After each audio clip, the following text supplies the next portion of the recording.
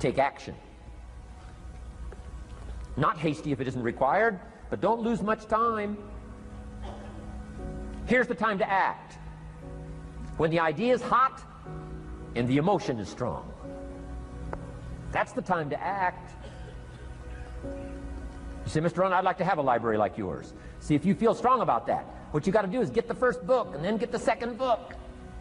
Before the feeling passes and before the idea gets dim, action pronto, action immediate, action as soon as possible. Because if you don't, here's what happens. We call it the law of diminishing intent. We intend to when the idea strikes us. We intend to when the emotion is high. But now if you don't translate that into action fairly soon, now the intent starts to diminish, diminish, diminish. And a month from now it's cold. A year from now, can't be found.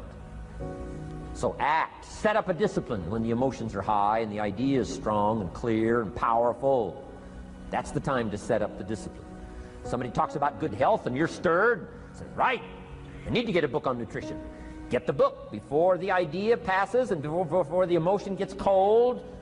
Go for the book. Start the library. Start the process. Fall on the floor. Do some push-ups. Action. Got to take action. Otherwise, the wisdom is wasted. Otherwise, the emotion soon passes. Unless you put it into a disciplined activity. Capture it. Disciplines is called how to capture the emotion and how to capture the wisdom and translate it into equity. Disciplines. Now here's what's important about disciplines. All disciplines affect each other. In fact, here's a good philosophical phrase. Everything affects everything else. Nothing stands alone. Don't be naive in saying, well, this doesn't matter. I'm telling you, everything matters. There are some things that matter more than others, but there isn't anything that doesn't matter.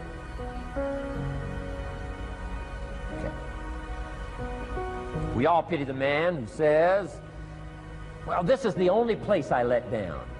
Not true. Key to take home. Every letdown affects the rest of your performance. Every letdown affects the rest. This is part of the educational process on personal development. If you don't take the walk around the block, you probably won't do the apple a day. If you don't do the apple a day, you probably won't start building your library. If you don't build your library, you probably won't keep a journal, and you won't take pictures, and then you won't do this, you won't do wise things with your money, won't do wise things with your time, won't do wise things with your possibilities and relationships, and the first thing you know, 6 years of that accumulated, and we say you have messed up. So the whole key to reversing that process now is to start picking up these disciplines. Now here's the positive side. Every new discipline affects the rest of your disciplines. Every new one affects the rest. That's why action is so important. The least action, the smallest action. Take it. Because when you start accomplishing and the value starts to return from that one action, it'll inspire you to do the next one and the next one and the next one. You start walking around the block, it'll inspire you to get an apple. Get an apple, it'll inspire you to get a book. Get a book, it'll inspire you to get a journal. Get a journal, it'll inspire you to grow, develop some skills. All disciplines affect each other. Every lack affects the rest. Every new affects the rest. The key is to diminish the lack and set up the new. And you've started a whole new life process. Key. Also, one more thought on discipline. Here's the greatest value of discipline. Self-worth. Self-esteem. People are teaching self-esteem these days, but they don't connect it to disciplines. The least lack of discipline, and it starts to erode our psyche. One of the greatest temptations is to just ease up a little bit, right? The slightest lack of doing your best starts to erode the psyche.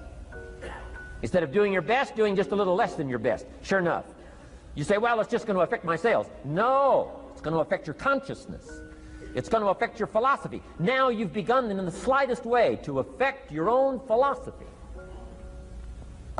Here's the problem with the least neglect. Neglect starts as an infection. And if you don't take care of it, it becomes a disease. And one neglect leads to another. And the worst of all, when neglect starts, it diminishes our self-worth, our self-confidence, our self-value. You say, well, how can I get back my self-respect? I'm telling you, you don't have to go to 29 classes. All you have to do is start the smallest discipline that now corresponds to your own philosophy, like I should, and I could, and I will. No longer will I let neglect stack up on me so that I will have the sorry scenario 6 years from now, giving some excuse instead of celebrating my progress. That's the key to discipline. Okay? Let's get kids involved in the least of disciplines. One more, and then one more, and then another one, and then another one, and then some more. And the first thing you know, you're starting to weave the tapestry of a disciplined life into which you can pour more wisdom and more attitude and more strong feeling, more faith and more courage. Now you've got something, a vessel in which to put it. And now the equities start to flow. And the early return, I'm telling you, if you'll start this process, the early return will have you so excited. You'll commit yourself to this strategy for the rest of your life. You'll never go back to the old ways. Join a new crowd. Join a new group. The disciplines to do it. Take action. I recommended the last time I was here the little book, Richest Man in Babylon, and I said I've lectured now to over 3 million people in the last 33 years, and I've recommended this little book to almost all of them, I think. Guess how many have actually gone and got this little book? Answer, very few. My best guess is 10%. Such an easy thing to do. In that last seminar, right, I suggested this little book, number one, is easy to find. Number two, it's easy to buy. The most you can pay for it, $6, $7, $8. You can borrow that from your kids. And number three, it's easy to read. It's in story form. That's why I use it for teenagers, teaching them how to be rich by 40, 35 if you're extra bright, much sooner if you find a unique opportunity. But if it's easy to find and easy to buy, and if it's easy to read, why wouldn't everybody go get it? We don't know. What do you know? You don't know. I don't know. Nobody knows. Here's how profound it is. Some do and some don't. Now here's the numbers. About 10% do. 90% don't or won't. And we don't know the mystery of that. And I'm telling you, 10 years from now, those numbers will still be the same. 10% will, 90% won't. The numbers don't change. Only the faces change. You're looking at one of the faces. I used to belong to the 90% who couldn't be bothered even if it was easy. Guess how many people have a library card? Wisdom of the world available. Transform your life in any value amount you want. By the way, how much is a library card in Texas? Free. Here's what free is. Easy. I mean, it can't be any easier than free. Somebody says, well, would you bring it by? Well, no. At least you got to go get it. No.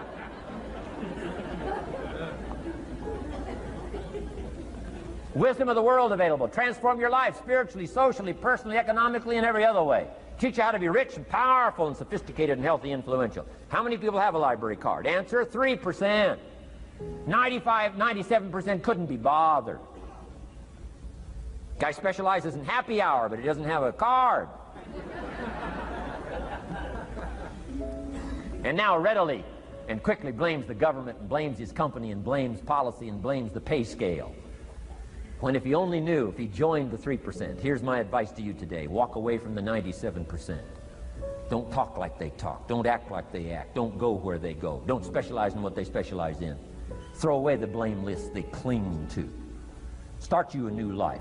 You say, well, is it as simple as getting a library card and join the 3%? And the answer is, of course. Of course. That's how easy this stuff is. This is so easy. It's so simple. It's not complex. You don't need a 2,000-year-old guru. You don't need multi-track affirmations. I'm telling you, don't. Affirmation without discipline is the beginning of delusion. Key.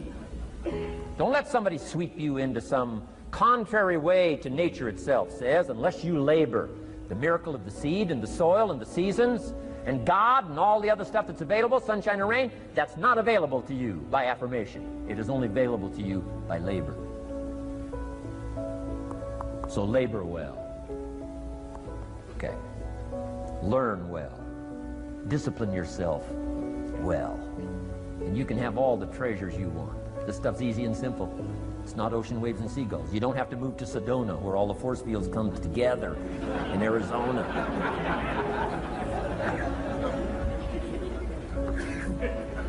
Let's teach our kids the simple ways to transform their health, number 1.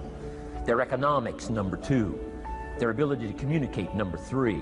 Their life and treasure and lifestyle, number 4. Spirituality, number 5. And the list goes on and on. Let's not leave out any of the least of disciplines that encourage us to do the next one, to do the next one, to do the next one. First thing you know, this whole scenario for you is spinning up instead of out of control on the negative side. This is all you got to do. It's as simple as this. It's as simple as a start, committing yourself to life change. And once you start down this road, I promise you, you'll join the 10% and the 3%. We're going to talk financial independence in just a little while. Guess how many people can retire from the income of their own personal resources when it comes time to retire? Answer, 5%. In the most independent country in the world, 95% are dependent, 5% are independent. Take charge of your own retirement. I'm telling you, if you take charge of your own retirement through personal development and all these skills we've taught today, plus what's coming up, financial independence, I'm telling you, take charge of your own retirement, you can multiply it at least by 5, maybe by 10, maybe by 20, maybe by 100. Let the government take care of it, some company take care of it, you got to divide by 5. Take charge of your own life, take charge of your own day, take charge of your own conversation, take charge of your own family, take charge of your own possibilities. And learn these skills, develop this kind of strategy, and I'm telling you, life will open up for you. Join the 3%. Join the 10%. Join the 5%. Walk away from the 95%. In our Leadership Weekend we teach, find out what poor people read and don't read it.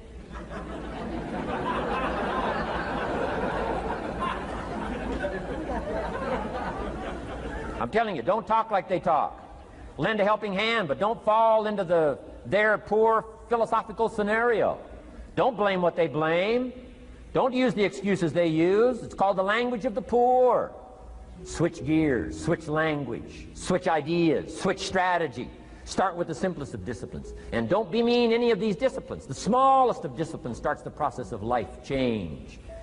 And if you'll invest in this thing called discipline, you can have whatever you wish. It's called the beginning of a miracle. Now here's the last clue on discipline. Do the best you can. We covered earlier, but here's a good scenario for the do the best you can. I've got a good question for you. Is the best you can do all you can do? And the answer is no. Strangely enough. If we all fell on the floor right now and did as many push-ups as we possibly could, and let's say for some reason you haven't been into push-ups lately, I can't imagine why, but let's say the best you can do is 5. And you look up at the rest of us and say, hey, 5 is the best I can do. We can tell by the look on your face that's probably true. 5 is the best you can do. Now, is 5 all you can do? The answer is no. If you rest a little, you can do 5 more. Wow. And if you rest a little, you can do 5 more. And if you rest a little, you can do 15 more. How did we get from 5 to 15? It's a miracle.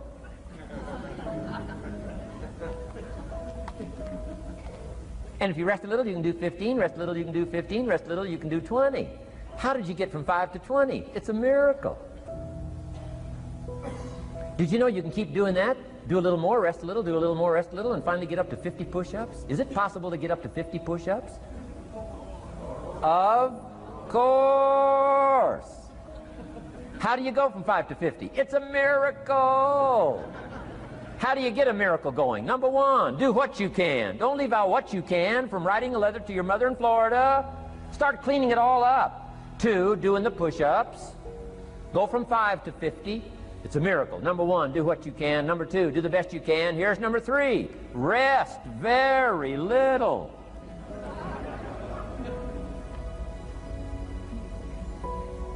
Don't rest too long. Why? The weeds take the garden. Kids have got that figured out. You can't rest too long. Here's the clue. Make rest a necessity, not an objective. The objective of life is not to rest. The objective of life is to act. Think of more disciplines. Think of more ways and means in which to use your own wisdom and your own philosophy, and use your own attitude, your own faith, your own courage, your own commitment, your own desires, your own excitement. Invest it, invest it, invest it, invest it in discipline so that it's not wasted. The smallest of discipline. Thereby transform your life. Join the 5%, join the 10%, join the 3%. Guess when I went and got this little book, Richest Man in Babylon? The same day I heard about it. I went and got it. Somebody says, well, Mr. Rohn, does that make you different than most other people? And the answer is yes. Somebody says, well, why is that? We don't know. We don't know. What do you know? You don't know. I don't know. None of us knows. Some do and some don't. The numbers don't change. Only the faces change. From those who get in on a seminar like this, listen to a dynamic sermon, read a book, listen to some cassettes, take seriously the next conversation of a friend who wants to level with you, and do something about it. And you can walk away from the 97% and not live there anymore. Because if you don't, the next 6 years of your life will be like the last 6. Mr. Shove said to me, Mr. Rohn, 6 years now you've been working. I'm telling you, the next 6 years of your life is going to be like the last 6, unless you take advantage and start making these personal changes. I made the changes, totally revolutionized my life. So take a look at the next 5 years of your life. It's going to be like the last 5, unless you change. And if you will change, everything will change. Join the 5%. 10 years from now, the numbers are going to be the same. But I'm telling you, some faces in this audience can change and start showing up in the 3% crowd, and the 5% crowd, and the 10% crowd, and thereby dynamically affect your life and your future. Develop these strengths.